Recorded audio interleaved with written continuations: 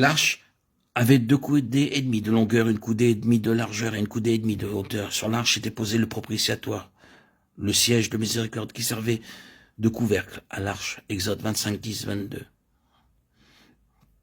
L'arche occupe une place très significative dans la Bible. Ce fut le premier détail mentionné par Dieu lorsqu'il ordonna à Moïse de construire le tabernacle.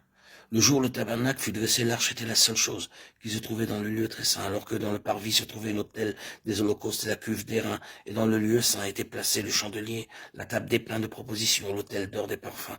Exode 40, 17, 33. C'est dans le lieu très saint que Dieu se rencontrait avec l'homme et lui parlait par-dessus le propitiatoire. Entre les 2 chérubins d'or, l'arche était donc le centre du tabernacle. Il était fait d'or pur et était de la même longueur, de la même largeur que l'arche. De plus, 2 chérubins en or battu se trouvaient aux 2 extrémités de l'arche avec leurs ailes déployées vers le haut et couvrant le propitiatoire. Ces 2 chérubins avaient leur face tournée vers le propitiatoire en vis-à-vis. Et nous savons que les chérubins représentent la gloire de Dieu. Je vous invite à lire Ézéchiel 9.3, Hébreux 9.5. Dieu avait déclaré à Moïse, c'est là que je me rencontrerai avec toi du haut du propitiatoire entre les 2 chérubins placés sur l'arche du témoignage. Je te donnerai tous mes ordres pour les enfants d'Israël. Exode 25, 22. C'est depuis ce lieu qu'il désirait les conduire.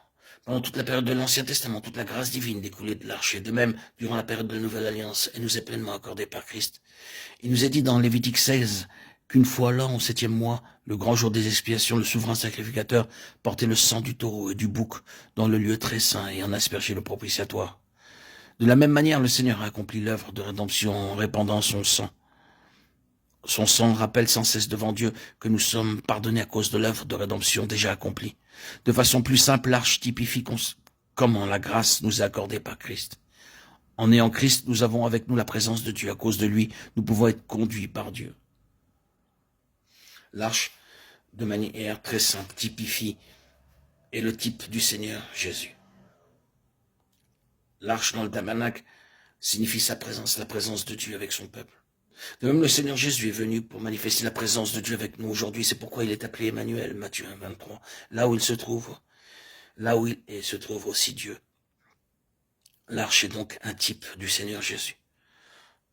L'arche dans l'Ancien Testament se trouvait dans le lieu très saint et Christ est aujourd'hui dans le sanctuaire céleste. Hébreux 8, 2 et 9, 24. Quand Dieu ordonna aux Juifs de construire le tabernacle, la première chose qu'il mentionna fut l'arche. Ceci souligne le fait que le Seigneur Jésus est le centre de toutes choses. L'arche fut faite en bois d'acacia recouvert d'or intérieurement et extérieurement. Le bois d'acacia est très robuste et il peut suggérer l'humanité de notre Seigneur. Exode 25, 10, 22. L'or pur dans l'écriture représente la justice de Dieu, la gloire de Dieu et tout ce qui est de Dieu. Ainsi donc, il nous parle de la divinité de notre Seigneur, Christ.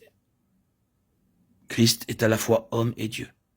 Il a une nature humaine et divine.